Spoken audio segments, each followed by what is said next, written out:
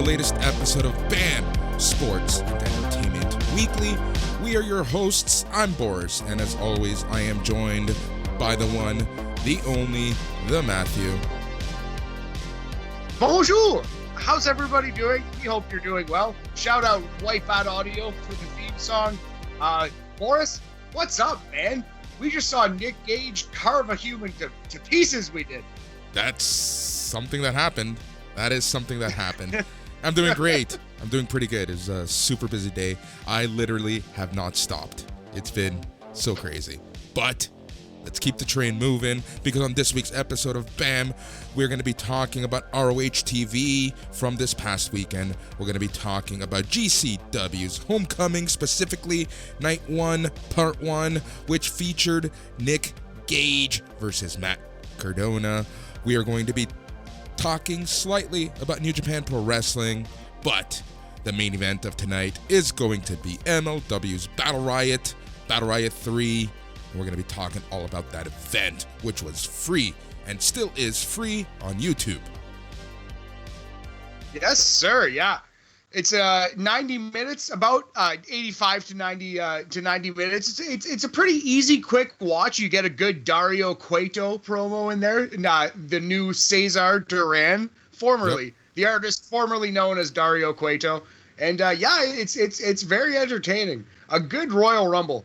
Yep, it was pretty fun. We're gonna get into that in a little bit, but before that, how's your day? How's it hanging since the last time I saw you? About 22 hours ago? Yeah, about 22 hours ago. Not much has changed, my friend, to be honest. But yeah, life is good. Enjoying a day off, getting some things done around the house, catching up on some video games. Catching up on some various house cleaning and stuff. Yeah, nothing too extravagant, buddy, but beautiful day in Toronto. Yeah, it started off really good, like really comfortable outside, but then I went on a walk with my nephew, and holy crap, was it just humid as fuck by the end of the afternoon. It was crazy. It was great. Beautiful day. Yeah, started off nice. Yeah, like you said, got a little humid, but it is what it is. But yeah, man, life is pretty good.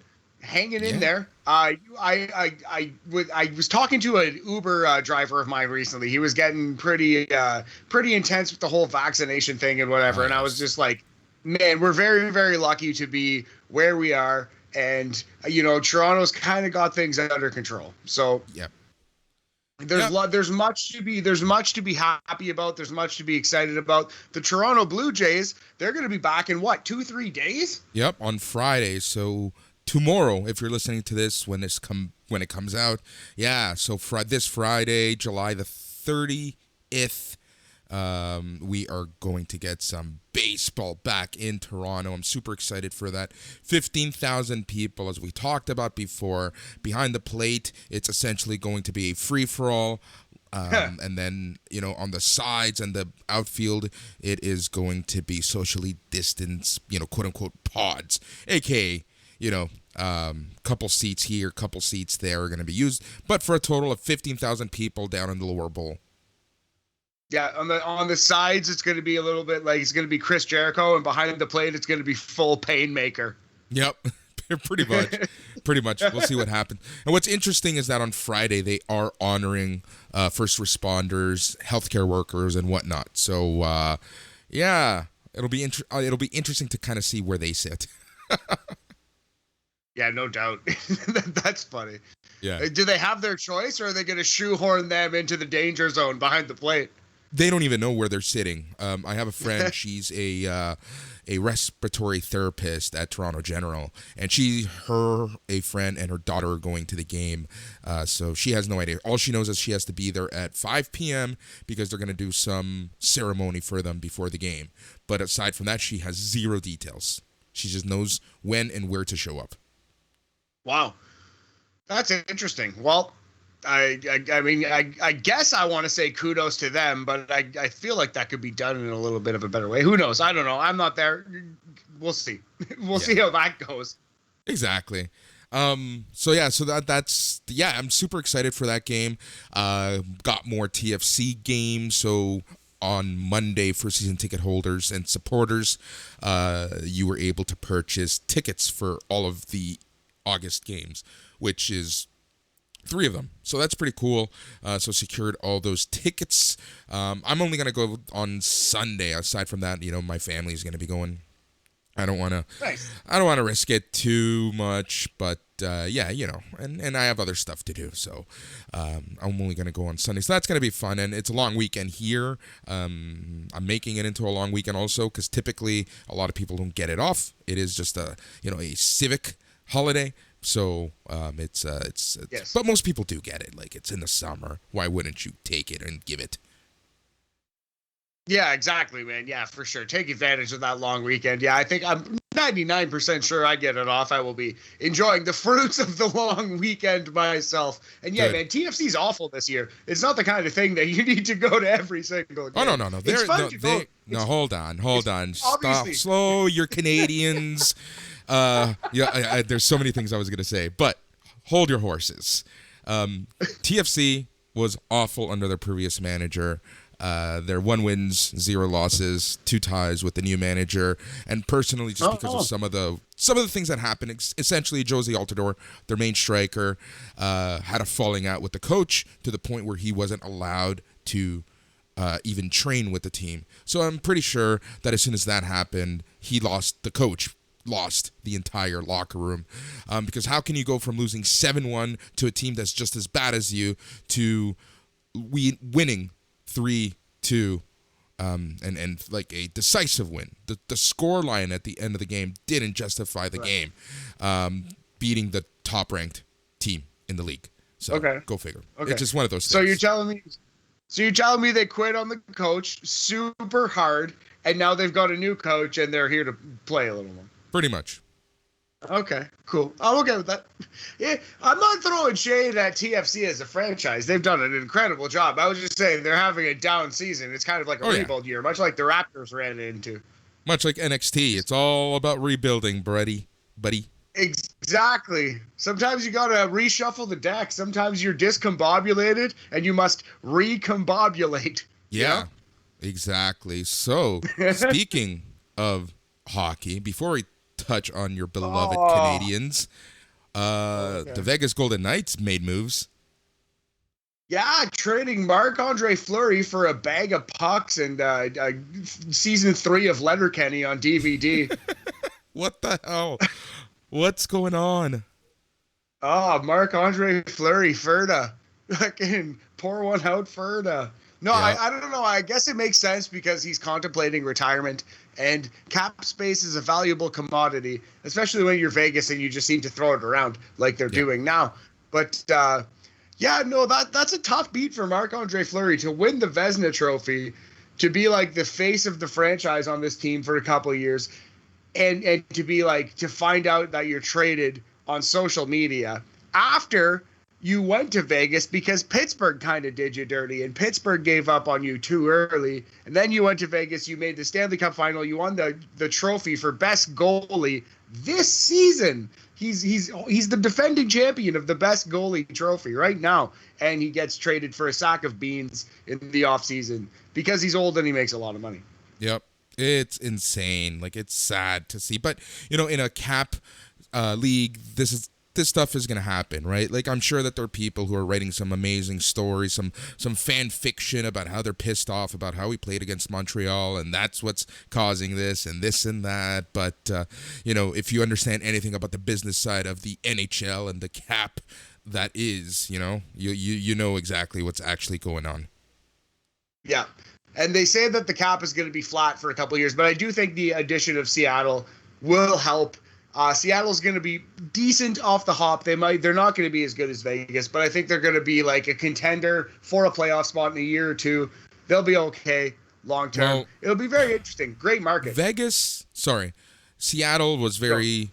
They were very safe with their picks. They didn't do it the way that Vegas did, right? Like, Vegas was destined to make the playoffs. Everyone knew Vegas was going to be good on paper, but, now we're seeing that they're making moves. Like, so early in their existence, they're making moves because they have limited cap. Whereas Seattle, I can see them actually, doing half decent and being buyers at the trade deadline and actually really going hard on the off season, like next off season, for free agency.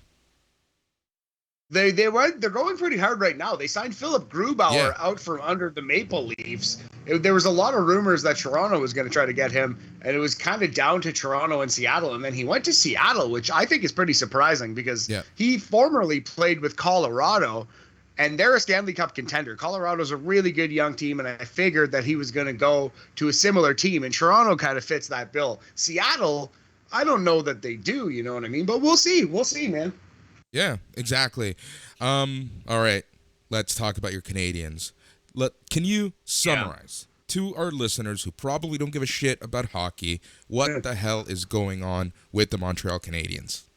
Okay, so in a nutshell, it's been a very up and down roller coaster of an offseason for the Montreal Canadiens, but they finally got to a point where it seemed like everything was nice and chill, and it was just going to be like smooth sailing for the Montreal Canadiens going forward.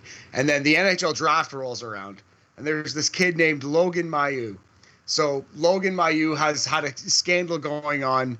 In a nutshell, there was like a lewd photo taken during an act of intimacy. It was a non-consensual photo, and it was circulated around his team in like a bragging fashion, like a very bro maneuver. You kind of understand what I'm getting at. And anyway, Logan Mailloux asked to not be drafted. He requested to take himself out of the NHL draft. And he said that he needs to work on himself and he's going to become a better person and player, and he wanted to enter the draft next year. And it was believed that this happened because Logan Mailloux was a first-round draft prospect. And then the scandal broke, and it was like, oh, he's going to fall down to the 4th or 5th round if he gets picked at all. So he voluntarily took himself out of the draft. Now, Montreal, because Shea Weber just retired, they need right-shot defensemen, you see. And this Logan Mailloux, Lord love him, no matter what his scandal might be, or the victim in this case, a young Swedish woman, no thought is paid into them. But he's a right shot defenseman, you see, Boris. So the Montreal Canadiens, against this kid's very will, Boris, they chose him in the first round of the NHL draft. They chose Logan Mailloux. So it's been a tough time to be an Habs fan for the last couple of weeks. It's just kind of like, man. Yeah, it's really tough, right? Because, like, I've been seeing a lot of commentary about this in general, and you have your people who say, oh, he admitted his wrong, and he's not at fault. It's Montreal's fault for drafting him, yada, yada, yada. He's young, and young people make mistakes. The unfortunate thing there is really, there's been zero mention of the poor person who had to deal with this, right? The other person in this scandal. So let's see what happens long term. But Montreal's making headlines in the NHL world. Chicago Blackhawks right now are kind of like, oh, well, better than us right now. Yeah, man. Yeah, a couple things on that point. I'm not saying that we should end a 17-year-old kid's life and career forever because of this mistake. But I think like atonement needs to happen, and acknowledgement to like the victim of this crime, you know what I mean, needs to happen, and none of that has happened. It kind of seems like he was rewarded for the very small gesture of saying, oh, I'll pull myself out of the draft, and Montreal was like, oh, look at that, it was a good move by this kid, we're gonna pick him anyway. And it's just kind of, I hate that I cheer for the team that did that, you know what I mean? Yeah. Secondly, I will say objectively, and I'm not laughing at anybody except Gary Bettman, it was pretty hilarious seeing Montreal pick this kid at number 31, and then Gary Bettman looking as angry as possibly could be, looking at like somebody just ran over his dog, having to introduce Chicago at number 32, and then Chicago pulls a pretty gross PR stunt because they have a sexual assault scandal going on right now. And Chicago surrounded themselves with women, and they tried to put on their best face, and it just was like a very scummy 15 minutes for the NHL there. Yeah, exactly. Man, and then the Olympics are ongoing. Canada's women's everything seems to be doing really well. I've been having a lot of fun watching some of and this is what I love about the Olympics. It's the obscure sports, right? Like 3-on-3 basketball, skateboarding. I fell in love with skateboarding. I have a buddy, actually Kevin. You know Kevin, the guy who writes or will be writing this theme and themes to other podcasts. He's huge into wrote skateboarding. The theme for NXT Talk. Sorry to interrupt. No, it's all good.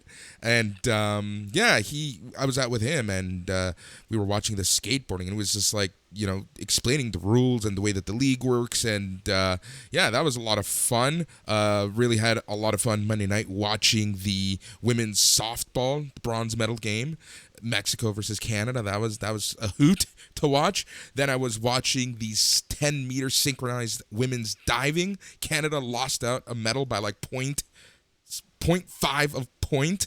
It's insane.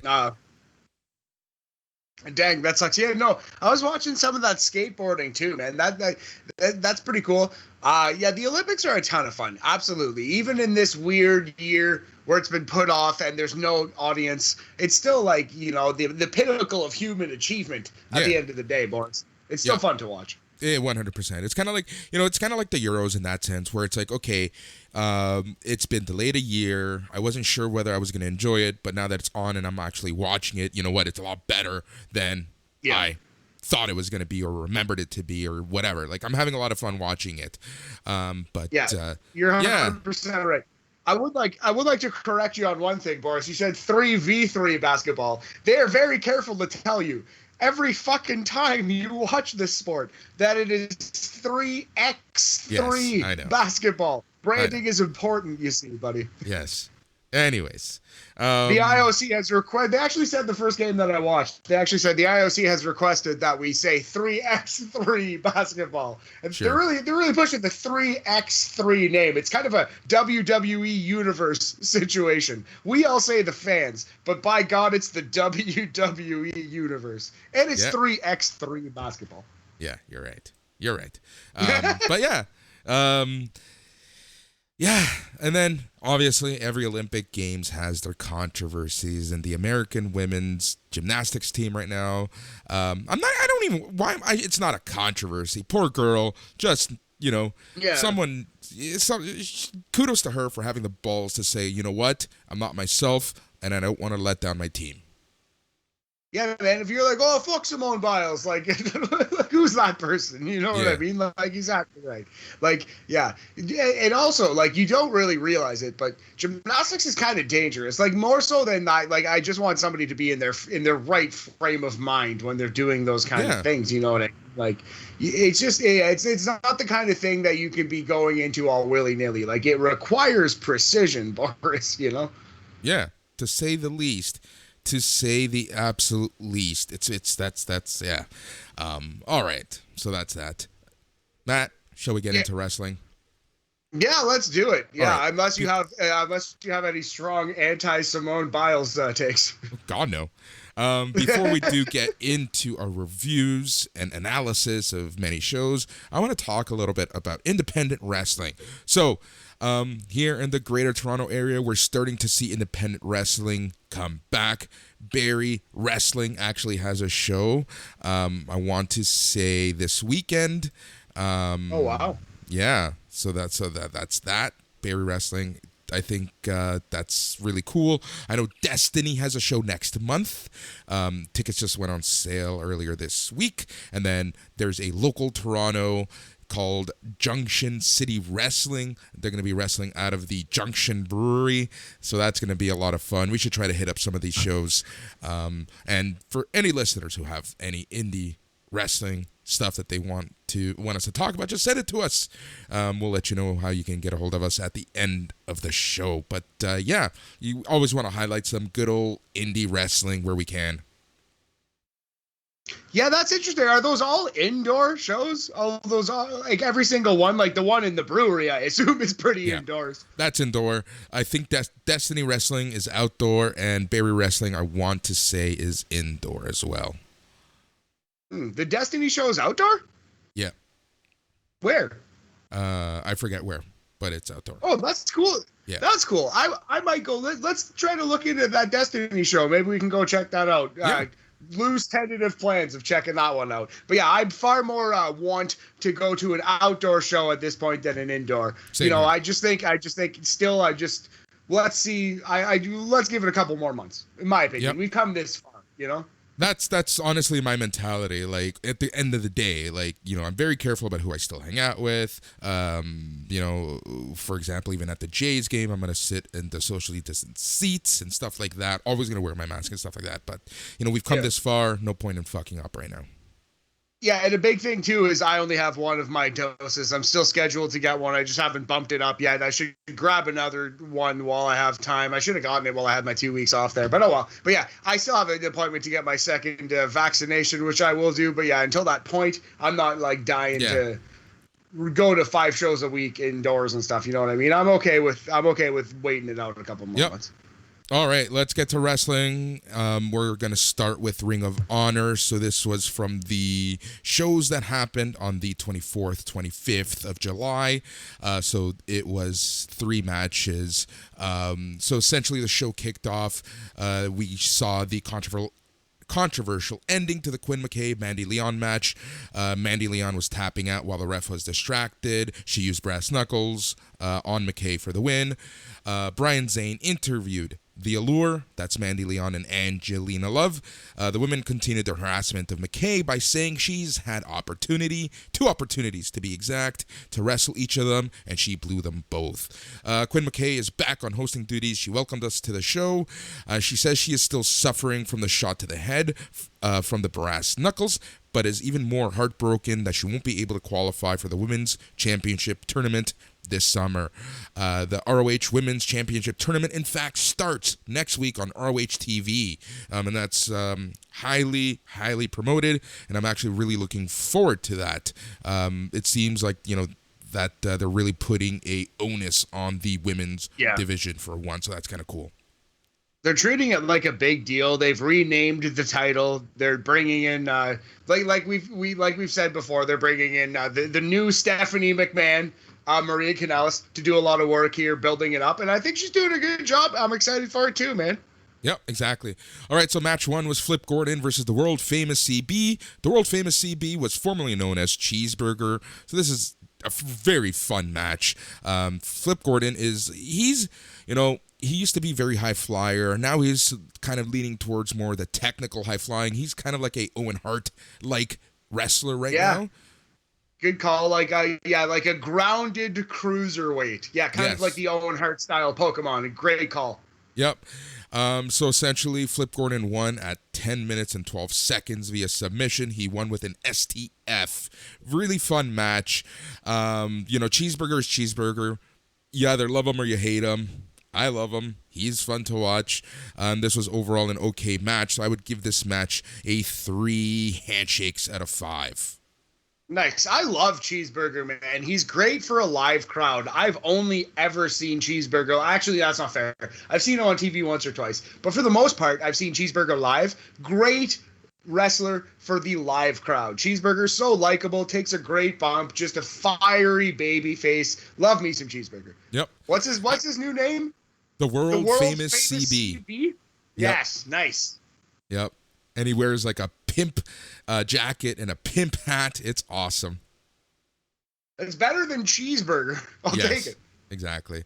After the match, the Bouncers, so that's the Beer City Bruiser and the Beer City Bruisers and Brawler Molinas, they come out, they harass Ian Riccaboni and Caprice Coleman. They essentially put the 6-man division and the tag team division on notice.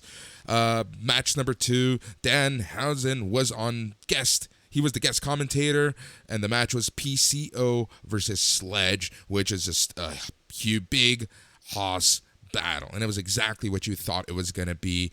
At one point, PCO does a Quebec cannonball through the ropes onto Sledge on the outside. It was insane. He puts Sledge on the apron, does another cannonball on the freaking apron. They keep fighting. They ignore the ref. They push the ref. Double disqualification at 10 minutes and 10 seconds. PCO is insane. What is that man made of? It's not like flesh and bone. It's not the same thing that you and I are made of. Yep. It's insane. 50-something years old and still kicking ass like it's no one's business. He's fighting. I honestly think he's fighting better now than he did 30 years ago as one half of the Quebecers. Yes, or as Jean-Pierre Lafitte, the weird pirate character. Yeah. Yep. Before we move on too further, and before you put a number of handshakes on this match, how was Danhausen on commentary? Love that Danhausen. It was funny. He was funny. Anytime Sledge did anything, he would ask Ian and Caprice, isn't that a DQ? Shouldn't PCO win? Because remember, PCO and Danhausen right now are tag team partners. Yeah, absolutely. Boris, I'm not going to lie to you. I might have recently put in a pro wrestling tease order, and a Danhausen shirt might currently be on the way to the house. Nice. Love it. Good call on that one. Love that Danhausen, buddy. Yeah, so after the match, Sledge is interviewed by Brian Zane, who said that he hung with a former world champion. Sledge states if PCO thinks it's over, he has another thing coming. And then the main event was a fantastic match between former trios partners turned enemies, Eli Ism versus Dalton Castle versus Dak Draper. Three of our favorites here, especially Dak and Dalton, just because every time we've seen them, they were like, well, Dalton's a longtime staple. And Dak Draper, he'll grab your attention when you see him. But you know what? Eli Ism, every time you watch ROH, he's a really impressive wrestler. Eli Ism has a future in this here wrestling business. Yeah, I really want to see a match between Eli Ism and Fred Yehai. Oh, I like it. Yeah, I could see Eli Ism in the pure division too, mixing it up with Jonathan Gresham.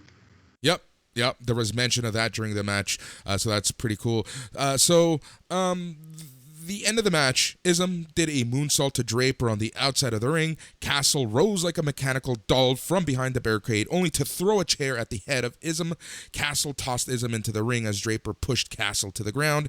Castle allowed Draper to get back into the ring as he sits and watches. Ism is still down from the earlier chair throw. In the ring, Draper lifted Ism and delivered a Magnum KO as Dalton Castle's boys were on the ring apron, imitating Draper's every move. Draper covered Ism for the win, so your winner, Dak Draper, at 7 minutes, 27 seconds via pinfall. So Dalton Castle after the match celebrates with the boys as a confused Draper watches on. Castle leaves the ring area as Draper celebrates. After the match, Dak Draper high fives a fallen Ism as the show comes to an end. Nice. Well, that's good. Big win for Dak Draper. He needs it to be elevated, which he should be. He's a contender for breakout performer of 2022. We've said it before. We love this Dak Draper, man. He's a star in the making. I'm glad that they're pushing him a little bit. Yep. So I would give this match 3.5 handshakes out of 5. Nice. Yeah. I'll definitely check that out. It's on the old PVR, is it not? Yep. It should be still. Yeah. Definitely gonna watch that and the match that Danhausen did commentary on. Yep. So you're watching half the show basically. Yes, basically. I'm watching the second 2/3 of the show, yes. Yep.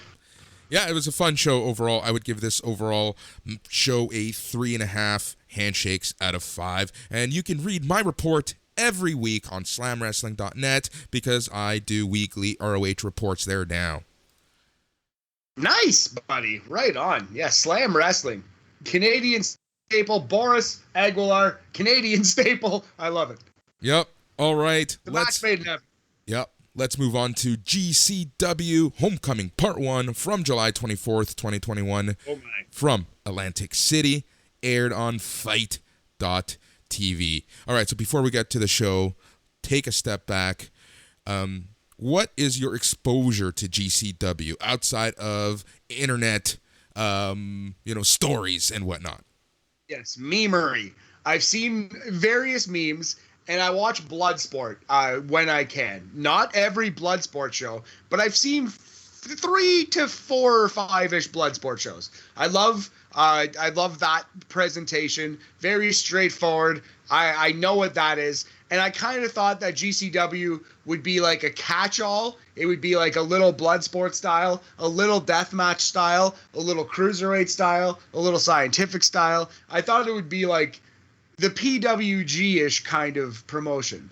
Boris, this is a death match promotion. This is like all blood and guts, like crazy, crazy death match spots almost in every match. Yep.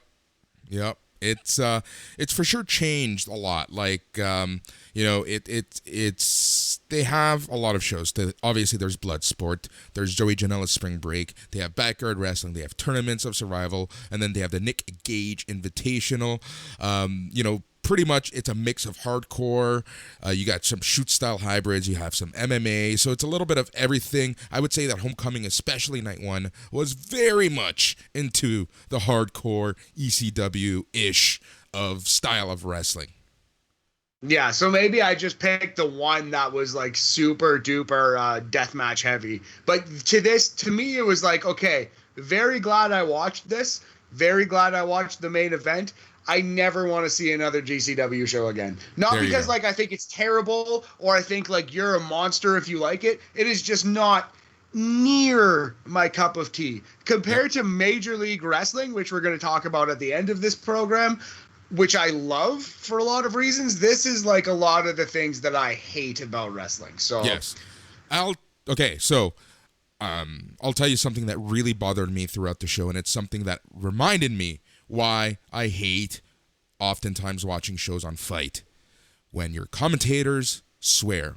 There's something about your commentators swearing that really grinds my gears. Huh. That doesn't even bug me so much, although I do feel like there's an overall point that in this specific show that they swore too much. That could be argued. You know what I mean? I think there was a little.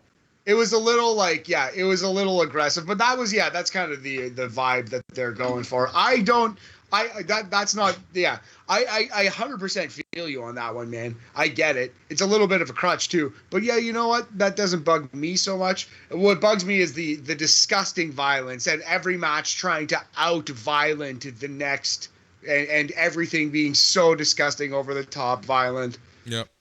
And it's funny because like the first match, you kind of didn't realize it because the first match of the night was Marco Stunt versus Starboy Charlie. Marco Stunt with a huge pop to kick off the show, like huge pop, and it was a lot of fun. And I gotta say, I actually forget because I have watched Marco Stunt wrestle in the past, and you kind of forget that he can wrestle. It's funny how AEW uses him. Yeah. They almost underutilize him, which I'm sure some people would say is crazy, but I feel like they underutilize Marco Stunt. He is a very talented kid, and despite his size, man, he is a good wrestler. And like, you tell me when that Pat Benatar song started and Marco Stunt came out, tell me that crowd didn't go ape shit for him. You know what I mean? Like, he's a star. Yep. At least on the indie scene, he is a star in wrestling right now. Yeah, it's so good. What did you think of this match overall? And Starboy Charlie, he looks so young. He looks like a child. Oh, yeah. Yeah, isn't he 17 or 18 years old? Something like that, yeah. Yeah, he's a very, very young kid, but he's a good wrestler, man. He's got a bright future in this business. Unfortunately, he's not much bigger than Marco, but he is bigger than Marco. Again, Marco's like the smallest guy I've ever seen in wrestling. But, yeah, this was a fun match. It went a little long, but it's an indie. And at this moment, I thought we were watching PWG. So I was expecting every match to be a WrestleMania main event. You know what I mean? So on these shows, it works until it burns you out. And the first match of the show on an indie show is in a great position. It could really impress. And I think this one did really impress. I think this was an above average match and both guys looked really good. Yep. So Stunt hits a second sliced bread. Charlie kicked out at the last second, and the fans gasped, like audibly gasped. Charlie fired back with a flurry of offense, capped by a big Falcon Arrow for a near fall. Stunt ended up countering Charlie and got a pinning combination for the win at 15 minutes on the dot. Nice. Yeah, great. No, I wouldn't say great. Very good match. Starboy Charlie, I don't know where his future is in wrestling, but he definitely has a future in this business. Good looking kid, great wrestler. He's a star in the making. You know who he reminds me of? Who's that? TJP. Huh. I think, yeah, I can see it a little bit. I think he's better than TJP. I At think least, so too. like, I think because I think there's maybe like a ceiling to his career that TJP, like, you know what I mean, like, couldn't reach. I think he can get to a level or two, perhaps above TJP, just in terms of like his physical charisma and his moveset, and the fact that he's so young. Like, I don't know, I feel like TJP there's something about that guy that he's kind of just like, I don't know. He doesn't scream main eventer. There's something about TJP that just kind of put him on a level. Maybe I'm wrong about this. Yep. All right. So, how would you rate this match, Matt? I don't know. We're gonna go 3 out of 5. We're gonna go. We're gonna go with 3 star boys out of 5 for this one. It's a 60% star boy percentage. It went a little long, but you know what? It was an above average match. They worked really hard. The crowd was absolutely with it for the entirety of it, every second. So yeah, good match. Yeah, and then after the match, chants were chanting "Welcome home" to Stunt, going nuts.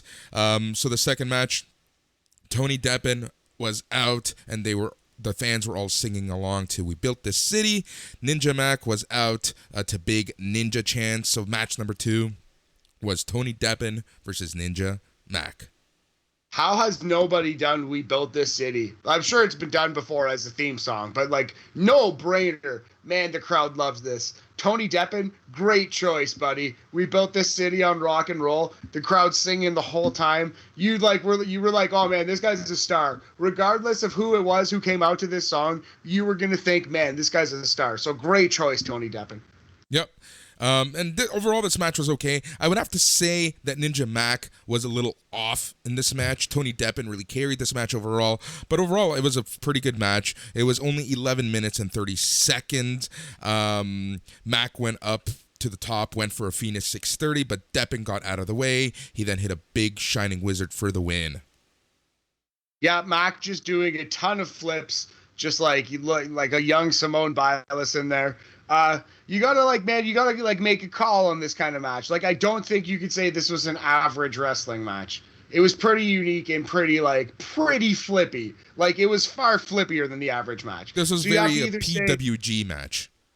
Very much. I think you either have to say, like, it worked for you, and, like, between the crowd and Tony Deppen's awesome performance trying to ground this insane Super Bowl, or it was bad and Ninja Mac was flipping around like an idiot. So personally, I'm going to go on the side. I'm going to be generous. I'm going to say it did work for me. I did love the crowd. I did love Tony Deppen.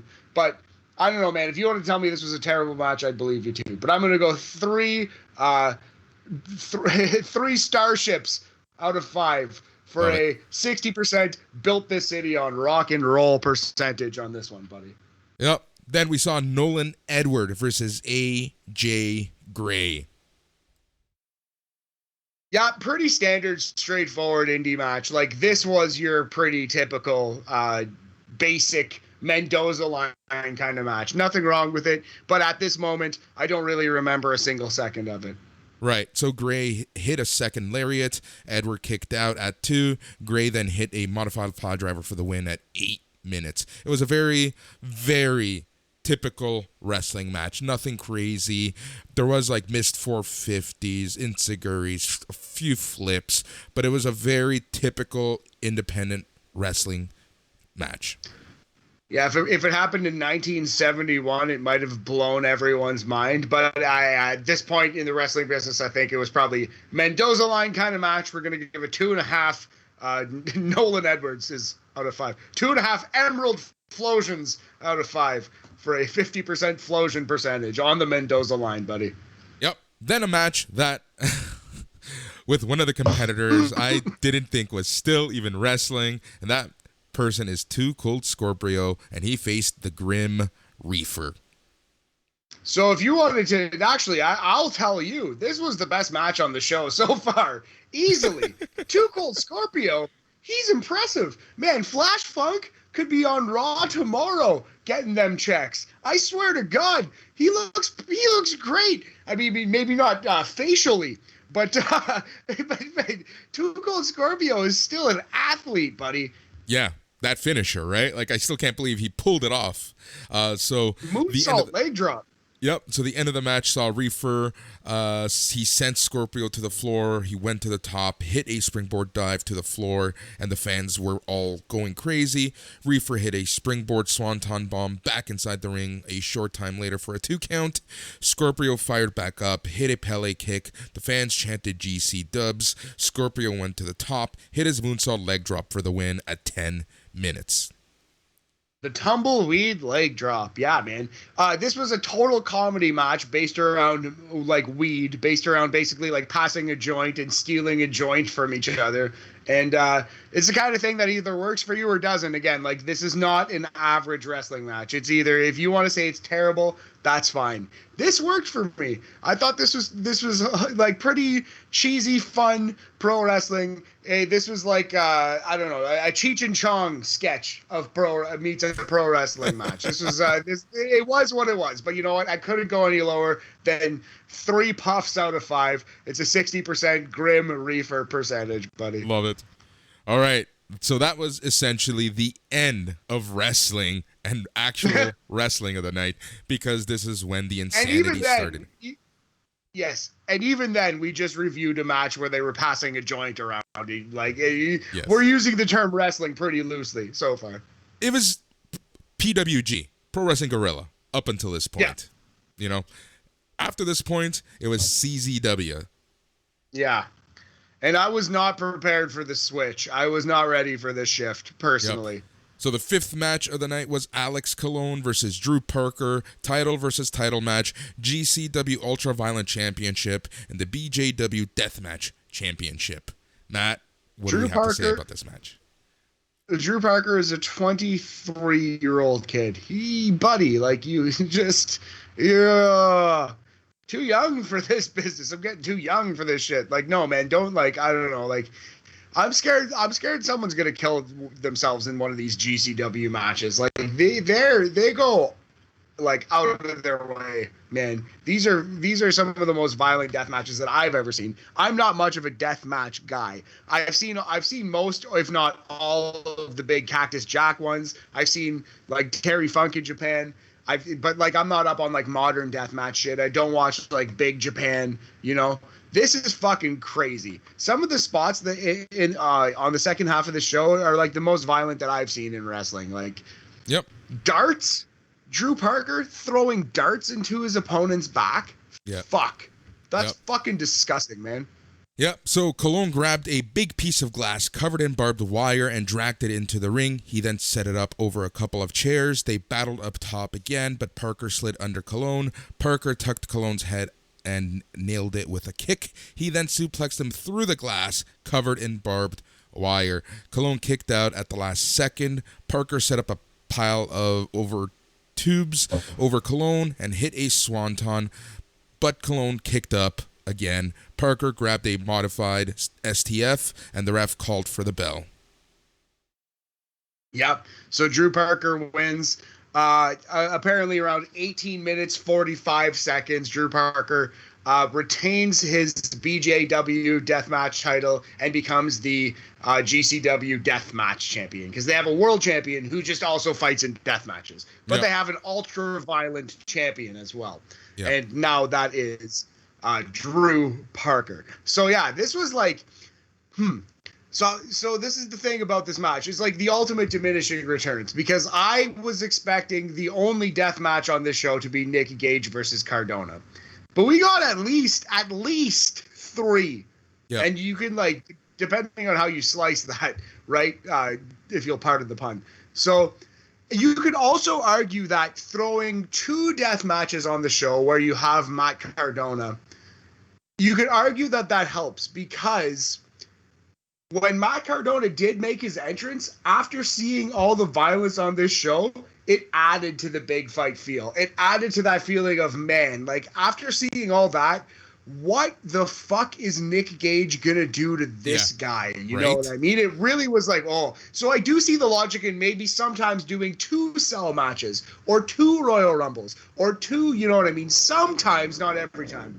But when you hit 3 or 4, man, that's just way too much. That's just way too goddamn much. So I'm going an awful long way to say, like, I don't know, at this moment, this death match, it still kind of worked. I don't know how the fuck to rate something like this, but I wouldn't call it a bad match. It was intriguing. I couldn't like turn away. It was like a Saw movie. I would probably put it at like 3.5 stars, and I never ever want to see anything like it ever again. Yep. All right, the next match was a scramble match, which saw Jordan Oliver versus Braden Lee versus Dante Leon versus Jack Cartwheel versus Shane Mercer versus Atticus Cogar. Jack Cartwheel. Jack. That's all. Cartwheel. I just wanted to put a point on that. This man's name is Jack Cartwheel. All right, Please continue. Yep. So the end of the match, Lee and Cartwheel traded blows. Lee ended up hitting a sit-out powerbomb for a near fall. Cartwheel rolled to the floor. Oliver hit a cutter on Lee and then a clout cutter. Cogar nailed him with a low blow, flipped him off as he stole the cover on Lee for the win. So your winner was Atticus Cogar at 11 minutes. Yeah, sure. Okay. I heard a lot of like hype about like, oh, GCW, they have these awesome scramble matches. It's just like crazy. The craziest spots, crazy spot fest.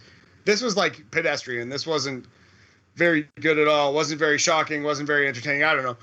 Kudos to all 6 guys who worked in it. Like, it didn't really land for me, buddy. I think this was, this was kind of a fail, in my opinion. Yep. Worst match on the show, for sure. So, rating-wise? Rating-wise, I'd probably give it, we're gonna go 2 scrambles out of 5. It's a 40% scrambled egg percentage. It's a slight fail. Good effort from the boys, you know what I mean? I'm not gonna say it was an affront to professional wrestling, but it was a bad wrestling match. Yep. The next match was for the GCW Tag Team Championship as Jimmy Lloyd and G. Graver went up against SGC, Mance Warner, and Matthew Justice. Can we talk about the finer points of the tongue stapling spot in this match? Yes. Do you think that was real? What the fuck was that? Dude, I don't know. I really don't know. So at a point, there's a wooden door in the ring. So I believe it's Mance Warner, right? Mance Warner gets like his face put on the door, and then the heels stretch out his tongue, and apparently the heels staple Mance Warner's tongue to a wooden door. And then Mance Warner is trying to pick his tongue up, like he's trying to pick the door up to like, I don't know what he's trying to do. But then his tag team partner gets hip tossed into the door that has his tongue stapled to it, and apparently Mance Warner's tongue gets ripped out of his skull forever. So there's a lot of blood where this spot supposedly happened. So my first instinct is to be like, well, obviously he's got a blood packet in his mouth and he just sat there with like, you know what I mean? It was just a very obvious fake spot. But these are crazy human beings, boys. Is there a chance that he stapled his tongue to a wooden door for real? Typically I would say no, but with these people, you just never know, to be honest. The way that the blood came out, it looked very realistic. Yeah. Now, again, this is not something I've experienced before or have any judgment on. Like, I can't tell you really what's realistic. I'm not a fucking forensics officer here, buddy. You know what I mean? But, like, there's a certain, like, Saw movie, like, fascination to this. But this, I was just so done with professional wrestling. When I saw this tongue spot, I was like, that's why I didn't watch NXT UK last night, because I was like, I'm done with wrestling. Like, I literally, as soon as this match ended, I closed my laptop and I was like, I need a break, man. Like, I can't do this. Like, I was just like so turned off. This is just not my cup of tea at all. I don't even really love horror movies. You know what I mean? I don't watch like the torture porn, like Hostel, like Saw. I can't do that kind of stuff, man. This is not for me. If this is for you, great, but I am fascinated, though. Do you think that was real? Dude, like I said, I don't know. I really don't know. With these, like I said, typically I would say no, but with these people, you just never know. These people love the art that is hardcore wrestling. Yeah, the art, quote unquote. Yeah, the art. Yeah, absolutely. This was a bad wrestling match. I think that, again, there is an art There is an art to deathmatch wrestling. To me, this was gross for the sake of gross. And on a show with so many death matches, it didn't need to happen. Yep, so Justice came off the top with a big splash for the win. So Mance Warner and Matthew Justice won in 13 minutes to become the new GCW Tag Team Champions. Yeah, we're going to go 1 tongue out of 5 for this one. This turned me off of the show and professional wrestling as a whole. And also, if I didn't host a podcast, go ahead. Also, I was going to say, if I didn't host a podcast, I probably wouldn't have watched wrestling for the next 10 to 15 days. I would have been out for a little bit. It's just too much. Yeah, no, what I was going to say was the crowd seemed out of it at this point too, right? I think it was too many death matches back to back at this point. Yeah, I think it burnt the crowd out too. That really burnt me out, but you could see it for sure. And I think that's part of the reason why they went to the next match that they did, because they knew they kind of needed a complete and total palate cleanser. The thing is, the palate cleanser was only 6 minutes long. So the match was Effie with Ali Catch versus frontman Ja. Yeah. So this was Exotico versus Exotico, if my read on this is correct. It's there was a lot of dick-based offense in this match, Boris. Yeah, it's Nakamura of circa 2017 or something. If you say so. I don't remember that. But anyways, Effie hit a big suplex. He followed it up with a chokeslam for a near fall. Effie hit under the rainbow for a near fall. Effie then locked in a guillotine for the submission win at 6 minutes. Yeah. Again, not my cup of tea, but honestly, I would have rather have seen this than another death match. So we're gonna go 2 Effies out of 5 for a 40% big gig brunch percentage on this one. Not my cup of tea, but very good effort, and it was exactly what this show needed. In that it was a palate cleanser. Yep. All right, then it's time for the main event, match number 9 of the night for the GCW Championship, as your champion Nick Gage went up against Matt Cordona, formerly known as Zack Ryder. Matt Cardona's entrance, amazing, reminiscent, honestly, like a poor man's John Cena ECW One Night Stand entrance. Yes. Nick Gage's entrance, absolutely incredible. Honestly, like a rich man's, or at least a well-off man's, Sandman ECW One Night Stand entrance. Just the amount of love and just that mosh pit feeling, just the insanity that is on display from the crowd. Yeah, this was a unique presentation in professional wrestling. There are many matches like this, buddy. And I even love how they played off against the possibility of Jericho appearing as someone with his music, wearing a cloak, came out, obviously teasing the AEW match and the announcement and stuff. But, that's what I do appreciate about independent wrestling. It's kind of like, everything is on the table, right? But yeah, the crowd was so into this match, and by into this matches, they loathed everything Cordona did. I love that the announcers too were kind of like absolute pieces of shit, not really paying any regard to Matt Cardona or his skills, but begrudgingly, as he survived, we're kind of like, well, he's hanging in there. Well, he's pretty tough. Well, he did hit that flip. Well, he did look pretty good doing this. I thought the announcers did a great job. Clearly the home team against this, visiting this away player. I thought it was a great job by them too. And I think you had the best comparison of this being One Night Stand 2006 when John Cena faced RVD. It really felt like that. It was crazy. And yeah, it was as a match, I think it was laid out well, in the sense that I think you were faced with every emotion possible watching this. As a death match, I think it was good. People were bleeding. That's the point, right? Yeah. Exactly right. So I feel like part of the death match thing is what is in this death match that you haven't seen before? You know what I mean? And there wasn't such a shocking degree of violence in this death match, But the thing you haven't seen before, Boris, is a death match where the guy getting carved up is the star of 2010 WWF Superstars. You know what I mean? The star of Long Island Iced Z.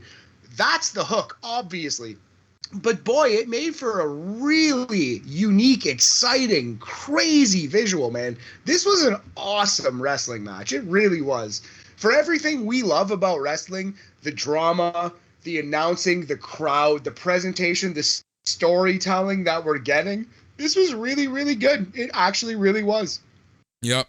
Cordona hit Gage with another set of tubes. Cordona hit the Rough Rider, and it was good for the win. The fans immediately started tossing bottles into the ring as Cordona held up the title. So your winner at 24 minutes and 30 seconds to become the new GCW champion, Matt Cordona. 24 minutes, man. Okay, so there are nitpicks. I thought the 440, is that what they are? The group that ran in? Yep. That was, 440. That was a weird 440H. Sorry. Okay. 440H exclamation point. No, anyway.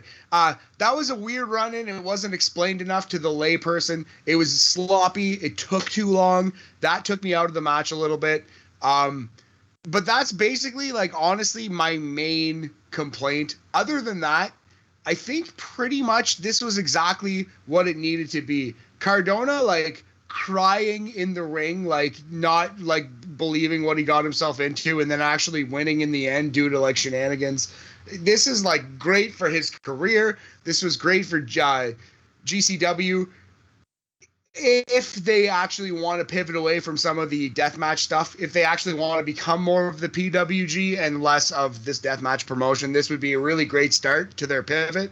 But yeah, this was pretty good, man. Pretty good. I wouldn't call it great, but very good. You know what? And kudos to Matt Cordona for keeping up with Gage in this deathmatch. He did everything. You know, he took the bumps, he did the tubes, He sliced and diced himself. You know, got to give credit to Cordona where credit is due. Yeah. There's a distinction, like, not that Chris Jericho didn't give his all in his match versus Nick Gage, but, like, okay, so one slight difference between the two, if I might point them out, is Chris Jericho, when Nick Gage put the pane of glass on the chairs, Chris Jericho did a Frankensteiner. And he didn't go into the glass with Nick Gage. Nick Gage went into the glass alone. Yeah. Zack Ryder, Matt Cardona, he did a superplex into the glass, and Cardona went into the glass with Nick Gage. And that's just not that like, oh, Chris Jericho's a pussy. That's not at all what I'm trying to say. Yeah. What I'm trying to say is Matt Cardona had something to prove, and he wanted to prove it. He set out to change your perspective on his career, and he succeeded in my eyes, man. He proved it. He set out to do a thing, and he achieved it. So all credit to Matt Cardona. Yep, exactly. Anything else that you want to talk about before we move on about this match on the show? No. Yeah, no. I think I wish they would have done more with the action figures. They kind of teased using them, but didn't actually use the action figures. I think this match was that was a Chekhov's gun that was never actually fired, which sucked. And I think the 440H thing was like too long and disjointed. But those are the only things that kept this from being honestly a great professional wrestling match. Yep. All right. So how would you rate this match? We're going to go 3 3/4 pizza cutters out of 5. It's a B+. Could have been great. Wasn't quite there, but still, incredible performance for Matt Cardona. Very, very good wrestling match. 3 3/4, 75% pizza cutter percentage. Yep. All right. So that is GCW Homecoming Night 1. I want to talk about Night 2. 2 matches that I want to bring up about Night 2. The first match was Cesar Bononi versus Chris Dickinson. Nice. I like Chris Dickinson's work. I like the very few matches I've seen out of Cesar Bononi. I was not watching Night 2 after that Night 1. I was just exhausted. How was this match? It was pretty good. It was only 10 minutes. Dickinson won by submission, but it was a pretty good match. I'm not the biggest Bononi fan, but he held his own, and I think that we're starting to already see some improvement with him. That's what I wanted to highlight. But the match of the night and the match of both shows for me was Starboy Charlie versus Jonathan Gresham. Oh, wow. What a pairing there. Yep. It was awesome. Gresham won 14 minutes, 50 seconds with a submission. Yeah, dude, this match is so good. This is my match of the weekend. Amazing, man. I didn't realize that happened. I'm definitely going to go out of my way to find that match because Jonathan Gresham so rarely could play the big bully heel, but he's probably the big guy in this match for once in his life. Yep. It was such a good match. So that was GCW Homecoming Night 2. Those are the two matches that I personally would recommend. So something that I want to talk about before we move into MLW Battle Riot, and that was New Japan's Wrestle Grand Slam at Tokyo Dome from July 25th. Yes. And I want to talk specifically about the main event. The main event was awesome. The main event is going to appear on our top 100 list. At least it would appear on mine. And the main event was for the IWGP World Heavyweight Championship as your champ, Shingo Takagi, went up against Hiroshi Tanahashi. Yeah, we already have a Shingo versus Tanahashi on the official B.A.M Sports and Entertainment list, which is my personal list. But we they have incredible chemistry. Shingo, great wrestler. Tanahashi, great wrestler. The John Cena of Japan right now, if you will. And he's coming over to wrestle Jon Moxley pretty soon, it looks like, too. Yeah, we'll see what happens there. But it was a freaking great match. Obviously, Shingo won. At the after the match, Evil came out and he's up next. But it was a great match. It was so much fun. Shingo is so freaking good, and Tanahashi is Tanahashi. It's a match that I wanted to call out. If there's any match on the card that you should watch, it's the main event. It possibly went a little long, but that's NJPW. I've been having this love-hate relationship with NJPW lately. The undercard is just absolutely useless, more so than normal. Yep. And the main events can sometimes go about 10 minutes too long. Pretty long in the tooth, yeah. I 100% agree with everything you said, but you can't hate on the actual effort that they put in. You can't hate on the actual ring work. Like, these matches are crazy. I do want to go on to MLW, but before we do, what do you think about Evil? I definitely remember seeing him in Toronto wrestling for Smash Wrestling. Yeah, like on his excursion before he was frig all of anything. How do you feel about Evil as a performer? I think he's okay. He's nothing special to me. I think him and Sonata are better together, but NJPW has really been trying to push him as a singles wrestler, as a legit contender for the heavyweight championship for a few years now, about 2 years now. And sure, why not? But I don't think he's ever really going to win it. I don't think he should win it. But yeah. He's okay for what he is. It's his size that really gives him the advantage. Yeah, big time. He stands out in that regard. I like his crazy, chair swinging character, but I think he's a pretty solid mid-carder. He reminds me a lot of Goto, not just in his appearance, but in his style and where he should be on the card. You know what I mean? I find it shocking that they pushed him so strongly, but maybe it's going to be the kind of thing where he's the new Hiroki Goto for the next 15 years in this company, 10 to 15 years. Yep. All right.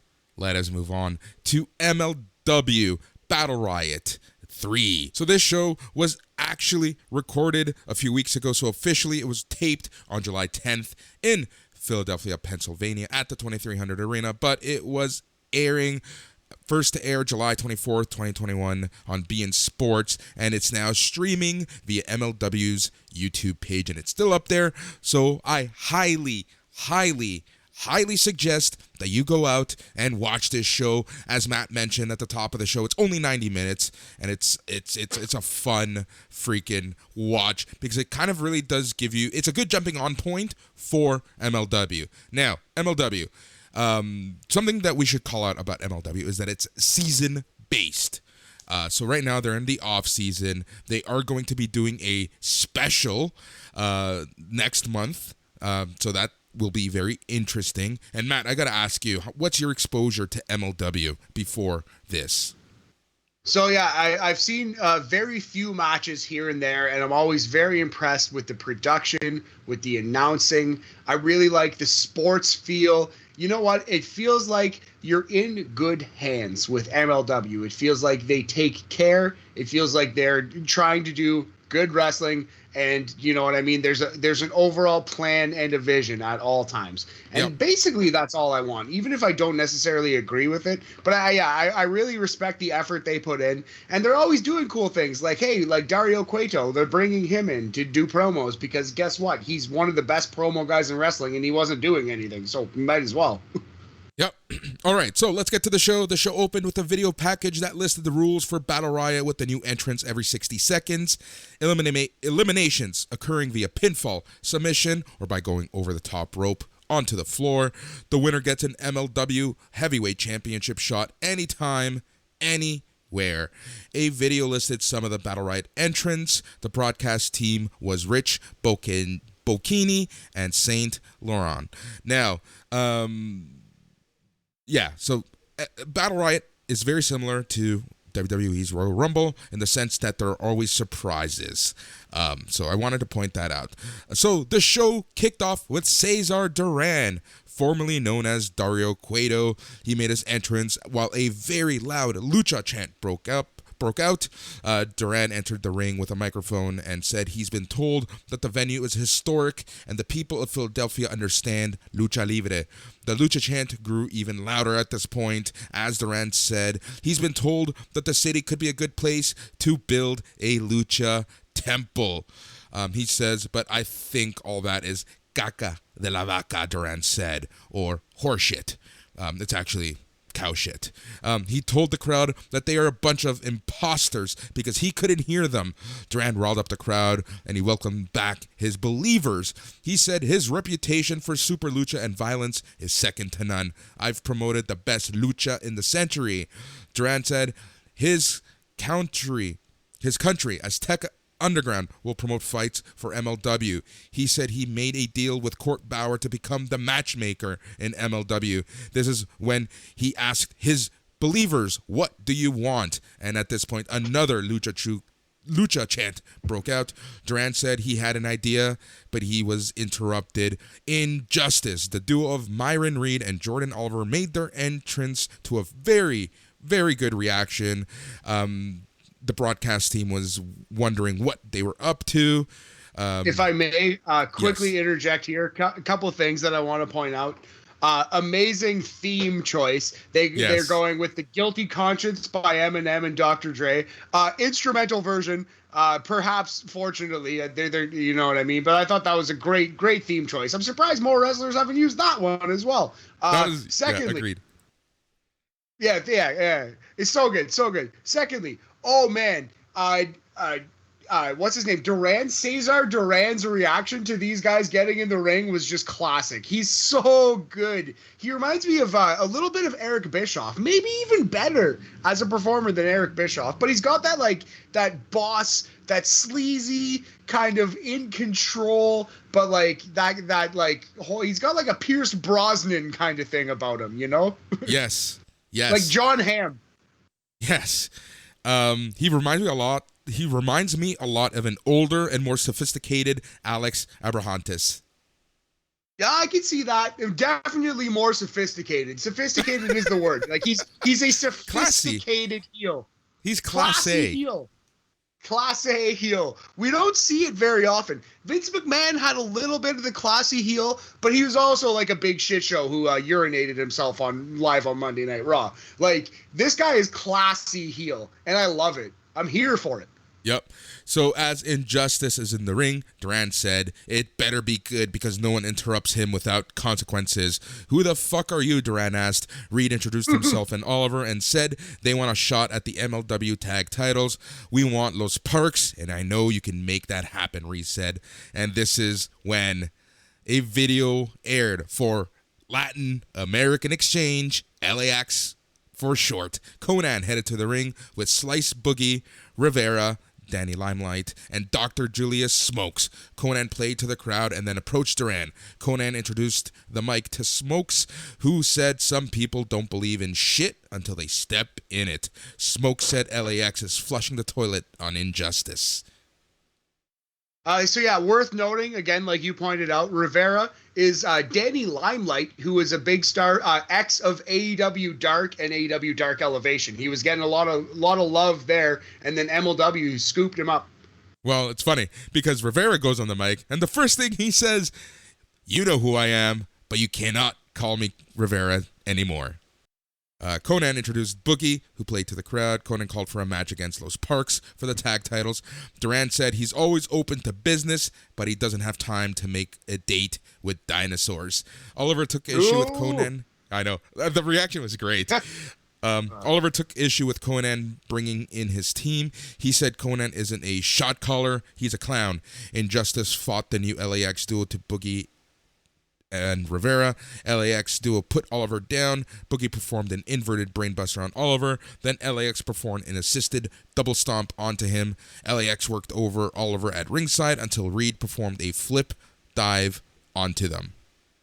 So the only thing that sucked about this promo is I felt like it kind of made Injustice look pretty bad because they were the weakest speakers by far in this promo. Like, you had Konnan coming out here with a fired up Danny Limelight who's just got like the shackles off, Julius Smokes, who's been a great promo since the ROH days, and Slice Boogie, who said like 3 words, you know what I mean? And also, like, so they had all these talented speakers, and Myron Reed and Jordan Oliver had to do a lot of heavy lifting. And they were just, it's not like they were bad, but they were clearly the inferior speakers here. You know, they were clearly like, they need the most work. Yep. So backstage, Alicia touts that she was in front of the tumbler, which is being used to draw the numbers for the competitors. EJ and Duca joined her. He drew his number. He seemed pleased. But the interview was actually interrupted by a Contra unit video. Joseph Samuel stood with other members of the group. He said fans have tuned in for a new era of MLW, but he asked if the fans were prepared to see their heroes enter a new season of terror. Mads Kruger spoke briefly, and then they cut to Jacob Fatu yelling, "Hail Contra." Yeah, Jacob Fatu, interesting. I need to watch more MLW, and I'm excited to sink my teeth into the upcoming season. But yeah, I wish we could have gotten a little more Jacob Fatu on this show, just because, I don't know. I guess you need one. They're just doing the Battle Riot. But I would have liked to have seen a little more of the actual champion, you know, like the ultimate goal. The fact that this is, and they know that it's a jumping on point for new fans, they really should have introduced Jacob Fatu as the man. He should have just done something to really just make him look like the champion of MLW. Just a video package, anything. Yep. That would have been nice. Yeah. Small nitpick, but I 100% agree with you, buddy. For sure. Yep. All right. So the broadcast team introduces the miniseries called MLW Fusion Alpha. We get a video package that aired, a trailer, I should say, and it's starting in August. Back to Alicia Atout, Tom Lawler, and Kevin Koo. They're at the Battle Riot Hopper. Contra logo flashed. Lawler spoke about how pulling a number takes the perfect technique. He also boasted about winning the first Battle Riot. Koo drew his number, and they were pleased.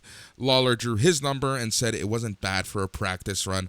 Atout told him that was his number, and Duca showed up and said the judge was in the building. Lawler asked what he was the judge of and said his own name has law in it.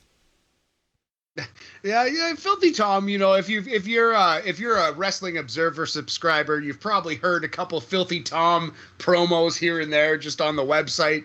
But yeah, Filthy Tom is great. Big fan. This was fun. I wonder what his future is in pro wrestling, because there's not like he's great in MLW. He doesn't scream WWE to me. He doesn't even scream AEW to me. I think he'd be great in New Japan if he actually went to Japan and started, like, if he was in the G1, for example. That'd be awesome. Yep. Well, you know, he's on Strong from time to time, but I would love to see him on, like, the main show. Well, he's like the Strong open weight champion, right? Is he not? Like, he's basically the champion of Strong. Yeah. Yep, and he's fighting this Friday. There you go. Yeah, so I wonder, and I kind of hope that his future is in New Japan. I wonder if and hope that it is, because I think that's where he's best suited, this guy. Yep. All right. It is time for the 40-man MLW Battle Riot numbered the third. The first entrant was Davey Richards. This is someone who I haven't seen in years. Yeah, Davey Richards. Yeah, man. What has he? Is this his first wrestling match in a long time? Like, what's he been up to? I know he quit the business for a little bit. I feel like he went to work a real job, like a regular person's job for a while. Yes, I believe he was a paramedic, if I'm not mistaken. That's what I want to say, but I wasn't sure. So let's go with that story. But Davey Richards, he's back, at least for Battle Riot. He was a surprise entrant. The second entrant was actually Tom Lawler. The third entrant was TJP. Yeah, well, I guess I have the list here too. We can kind of go through it a little bit. A big thing with this match is we didn't see any eliminations until about was it the 18 or 19 mark? It was after the 18th, so on the 19th. There you go. Okay, so quickly, number 3, TJP. You know him, you love him. Number 4, Lee Moriarty, who's also appeared in like AEW Dark and stuff a bunch. Number 5 was Kit Osborne, who's doing a Lance Von Erich gimmick. He's kind of trying to weasel his way into the Von Erich clan, calling himself with Marshall Rip and Ross. Von Erich. Yeah, that's pretty hilarious. Number 6, King Mo Lowell, who he did not look great in this match. Very sloppy wrestler, very very kind of dangerous looking. Okay, number 7, Calvin Tankman. What did you think about this guy? I've not seen Calvin Tankman before in my life. I thought he was okay at best. He's a huge 300-pound guy, big man. Number 8, Aries. Hold on. Having said that, I do want to watch a Tankman versus EJ and Duca match. Oh man, that's gotta happen for sure. Okay, so yeah, number 8, Aries. Number 9, Gringo Loco, your boy. Number 10, Zenshi. I loved him. I loved Gringo Loco. He was so good. He's so much fun to watch. Yeah, absolutely, yeah. So number 10, Zenshi. I am not familiar with Zenshi or his work. Number 11, Aramis. We've seen Aramis before in a bunch of Lucha promotions, Luchador. Number 12, Alex Kane. Not familiar with his work either. Number 13 was Myron Reed, who cut that awesome, who was involved in that awesome promo. And then we saw the first of double duty, Savio Vega, coming in at number 14. My boy, 1995 King of the Ring runner-up. Dude, have you ever seen anyone use a kendo stick the way that Savio Vega used a kendo stick when he came into the ring? No, Savio Vega was like 10 out of 10 on the Sandman scale with the kendo stick. That man is proficient. Educated kendo stick. Okay, so let's quickly continue. Number 15, Jordan Oliver, who was one half of the group with Myron Reed, Injustice. Number 16, the Beast Man. And Calvin Tankman and the Beast Man, boy, they got into it. They did. Two big heavy. Beast Man. He really reminds me of Phil Margera from Jackass. I can see it. Oh my God, that's hilarious. I just ruined it for you. Jackass Forever coming out, eh? Yep. I have pretty much no interest in seeing that at all. Same. After watching death matches, I'm over it. Yeah, you know what? I saw Jackass. Nick Gage is basically human Jackass at this point. Number 17 and 18 of LAX, Slice Boogie, and the former Danny Limelight Rivera. They come in. They brought in like a wooden plank, it looked like a door, just a big wooden board. So that was fun. Number 19, Matt Cross. Who, I forgot he existed until he came out. Canadian indie legend, Canadian indie absolute fucking notable stalwart, always in indie shows, always on the scene. Shooting star leg drop from Matt Cross. He didn't bust it out in this match, but he was the first person I ever saw that did that. 20th entrant, Boo Koo Dao. The crowd did not know him. I do not know him either. Number 21 was Marshall Von Erich. I like these young Von Erichs. I wish they got a little more play in this wrestling world. I want to see them in NXT. Yep. And it was at around this time, where Beastman really started doing his best imitation or tribute to Bruiser Brody, as he was yelling "Huss" a lot. Yes, he's screaming "Huss," and then Bam Margera came in and beat the shit out of him on the toilet. Number 22 was EJ Nduka, who the judge. And man, this guy's a star. How Triple H and Vince McMahon let this guy go is absolutely beyond my comprehension. Dude, and the thing is, so I don't know how to say this without sounding like a complete jackass and dumbass. MLW has a lot of people who look like they're independent wrestlers. I think this is the best way to say this, and you know what I mean. I know exactly what you're saying. That is, looks like he's just made for WWE. Exactly right. That is a very nice way for you to say that they don't have a lot of wrestlers who have good looks. And EJ Nduka has a great look. He looks like Titus O'Neil in a way, but he's like better in the ring already. He's fucking humongous. He's a great athlete. And yeah, man, I can't believe they let that guy go. Number 23 was my favorite wrestler of all time. Go ahead. Not even wrestler. Kim Chi. Calling him a wrestler is quite a stretch. That's why I said he's not even a wrestler.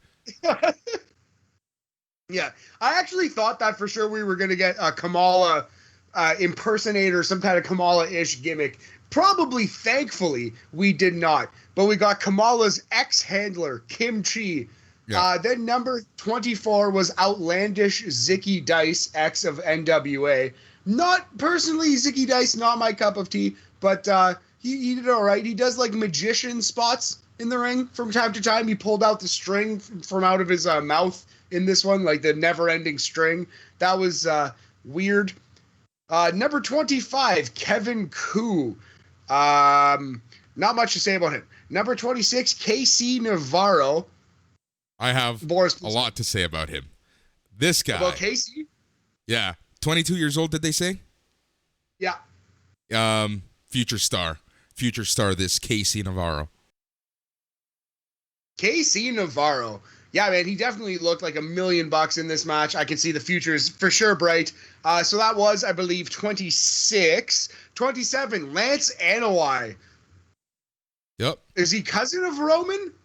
I guess he would be. He is son of head shrinker Samu. If he's son of Samu, then he is, I believe, cousin of Roman. I'm not 100% sure. I would say cousin. Lance Anoa'i. But yeah, lots of fringe Roman family members hanging out around here. So that was 27. Number 28, the man, the myth, the legend, the victim of the greatest squash match in wrestling history, L.A. Park.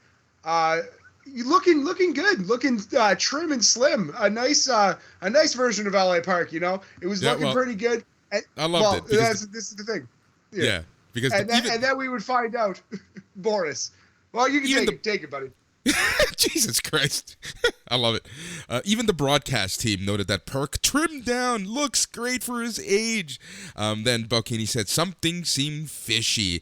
Inside the ring, Von Erich put Perk in the Iron Claw, removed his mask, revealing that the imposter Perk was Filthy Tom all along. It was the most Scooby-Doo moment I've ever seen in pro wrestling. Yeah, pretty great little reveal. And one of a couple people who are doing double dirty here. But then, Filthy Tom Lawler in the La Parka costume, immediately thrown out and tossed the fuck back home. Number 29. Dude, I want to see more of this guy. He impressed me a lot. Go ahead. And you know what? Yeah, because I never said that once when he was in WWE. Not once did I say Simon Gotch impressed me, but the newly evil part of what's the group Contra? He's one of the evil Contra guys. Simon Gotch in at 29, and he was actually the first member of Contra unit to come out, because over the next few places it was a lot of Contra unit. And I love this because, as I mentioned earlier, if this is your coming on point, if you're jumping on to watching MLW for the first time, they really did a good job of showing that this group is serious. This group are your main heel group. Absolutely, yeah. And I didn't love the whole presentation during the show where they would like cut in, but they're all right. So number 30, Sean Daivari. If you remember, Muhammad Hassan's buddy, Sean Daivari, on that JTG jacked diet trying to get re-signed by WWE. Someone who is not on the jacked diet, not trying to get re-signed. Number 31, the Blue Meanie. Yeah. That was fun. That was a lot of fun. Huge BWO chant in with the ECW faithful. Yeah, absolutely. And thankfully, unlike Royal Rumble 1999, he actually had a belt on and his ass wasn't hanging out. Number 32 was Akira Kwan. So this was Kwan's first match back from a long injury layoff. Again, I'm not super familiar with Kwan. Number 33, Ross Von Erich, the second actual Von Erich brother, went right after the heels, of course. Number 34, Joseph Samuel. He's a Contra member. Lots of evil in the group right now. Number 35, Hollywood Alex Hammerstone. Alex Hammerstone he's a combination of Hulk Hogan and Randy the Ram Robinson from The Wrestler. Yeah. Oh God, yes. Yeah. He's yacked. Yeah, he's a big, huge guy. He is the MLW open weight champion, right? Yep. And he's kind of like, he's got a lot of Hulk Hogan in him. He does a lot of Hulk Hogan's taunts to the crowd, his like appeals to the crowd. He is being pushed as the big baby face right now. And he's humongous. Alex Hammerstone, he does a Hulk up spot and the whole shebang-a-bang. So, number 36 was supposed to be one Sentai Death Squad member, but both members entered the match illegally. Boo, Boris, boo. Number 37 was Quang, if you remember, Savio Vega's first gimmick in 1994 before the Savio Vega character. Quang the Ninja comes out, and he got shit canned. And he did a great job. Quick. Just like Savio Vega before him with the kendo stick, Quang did a fantastic job using nunchucks on everyone. Yeah, I thought that was pretty hilarious. Immediately comes in and shithouses people with his weapon. So you kind of know it was him. I thought it was pretty good. Number 38, King Muertes, the former Mil Muertes of Lucha Underground fame. Number 39 was Gino Medina. Also, impressive. He impressed me, Gino Medina. I like him a lot. And number 40, Mads Kruger, part, once again, of Contra. Yep. Basically, the big bad. So Kruger right away attacks Hammerstone. So again, in this match, you're starting to get a sense of who's who and who doesn't like who and where people are in the card. And I think this was, again, very fantastic way of, as the match went on, it got better in the sense that, they were doing a good job of telling you, where these people stand in MLW and who you should care about and who are the faces, who are the heels, and who are kind of like the heroes of the day and who are the villains of the day. Like, they did a great job about that. And I was actually a little worried for the first third of this match, especially because we didn't even see an elimination until 18. So the ring just looked packed. It was impossible to see stuff. But as the match went on, they did a great job of telling stories and getting you associated to MLW. Yeah, absolutely. And it's the kind of thing, it's like a solid background watch, but it does also reward you paying it close attention because they did kind of, like you said, do a good enough job of explaining, here's this person, this is where he's from, and this is kind of who he's been feuding with recently. Oh, here's EJ. He's a fucking murderer. He's eliminated 12 people right now. Like, oh my God, this guy's crazy. Like, he's a future star. They did a really good job with the presentation and with the announcing. So yeah, Good work. Easy watch for sure. Yep, and just like any good Rumble or Battle Royal, the last two had basically a one-on-one match. The last two, it came down to Alex Hammerstone and Kruger, and they essentially had a match to decide the winner.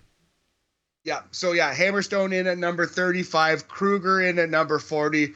Big babyface Hammerstone versus big heel Hans Kruger. It's not Hans, Mads Kruger. Sorry. And yeah, it's like you said, yeah, Mads Kruger is a big scary guy with a big scary mask. Kind of looks a little bit like Mace or T-Bar, dare I say. Yes. But yeah, thankfully he's not part of that disaster. But yeah, no, this was a really good final two. Hammerstone hammered up. It was hammer time rather than hulking up. It's hammer time when Alex Hammerstone does it. He gives him a back body drop and a classic clothesline over the top rope to win the Battle Riot. Alex Hammerstone gets a title match whenever he wants to cash it in against Jacob Fatu. Yep. It was great. After the match, Hammerstone grabbed the Contra flag out of the corner, tore it in half while Kruger headed to the back. Hammerstone flexed in the ring. You know, this reminded me very much of Hulk Hogan 91, Hulk Hogan versus Iraq. Alex Hammerstone, it just seems like a super face. And at this time, MLW heavyweight champion Jacob Fatu and Joseph Samuel headed back to ringside. Samuel held Fatu back from entering the ring. Two referees joined Samuel in trying to keep Fatu out of the ring. The broadcast team played up Fatu versus Hammerstone now being inevitable. The Hulk Hogan influence in Alex Hammerstone is just, it's palpable, man. You can just see it instantly. He is like a modern Hulk Hogan. I'm not sure if he'll be anywhere near the heights of that, but that is the vibe. That is the character he's going for. He's trying to be the immortal Alex Hammerstone. Yep. So, Matt, what did you think of this battle royal? Like I said, I'm not going to answer my own question. Go ahead. Yeah, man. I thought it was pretty good. There are things that they could improve on, but for a 90-minute show, if this is the first time you ever saw Major League Wrestling, I think you'd want to see more. You'd be a little intrigued. And I thought they did a very good job with it. I almost think 40 is too many. But I guess they can't do 30 because that's like 2 on the nose. But I wonder if cutting it in half and making it 20 people and letting stories breathe a little more and kind of like having a little more in-ring action versus like 18 guys come in before there's an elimination and a lot of people are laying on the floor and a lot of people, it's a very small ring, and you know what I mean? I think it was too crowded for sure. That's exactly. There's still a lot of good in this. Yep, that's exactly my criticism. There is a lot of good of this, as you just said. And like I said, they need to do something. I'd have more eliminations in the beginning, like bam, bam, bam, thank you, ma'am. Or bring down the number of competitors so to let the stories breathe, because I feel like Battle Riot is going to be a yearly jumping on point for new fans. Guaranteed, 1,000,000%. Much like the Royal Rumble is, man. Of course it is. And they need less players or to actually get to the eliminations really quick. I would cap this thing at 20 or 25, honestly. I don't think you need 40. Make it 20. Make it like the top 15 contenders and 5 surprises or whatever it is. But you don't need 40 because as good as it was, like, to watch, like, there was a point where, like, okay, I'm gonna, like, clean up a little bit around my house and, like, go grab a coffee, and you know what I mean? Like, I'm not, like, I wasn't glued to my television for 1 hour and 25 minutes, you know? Like, there are some lulls here that could be cleaned up by cutting it in half. Yep, but I am super excited to continue watching some good old MLW. So having said that, there are many ways that you can get a hold of us. The best way is going to bamsportsentertainment.com. There is a contact us form. It'll get to me and I will read stuff. Send us suggestions because we are also doing retro reviews on this show, and I think we're going to have our first retro review next week. Next week? I'm excited. Should we announce the show if anybody wants to catch up on it and watch it with us? Let's do it. I think we're watching the Royal Rumble 1993. It's a show that is near and dear to my heart, and it was listener requested. So we're gonna review that next week. Yep, it's gonna be a lot of fun. So go to bamsportsentertainment.com. You can also find us on the SNME Radio Facebook group. You can add us on Facebook. You can do whatever. You can also follow us on Twitter. All the information, all the ways you can get to us is on bamsportsentertainment.com. I have 3 things. Sorry, before we go. Go ahead. Number 1, we're gonna go 3 blue world orders out of 5 for that battle riot. 70% blue meanie percentage on the battle riot. Number 2, Boris, get some sleep, buddy. You need to sleep. It's good for you. It's good for your body, your mind, and dare I say your soul. And number 3, yeah.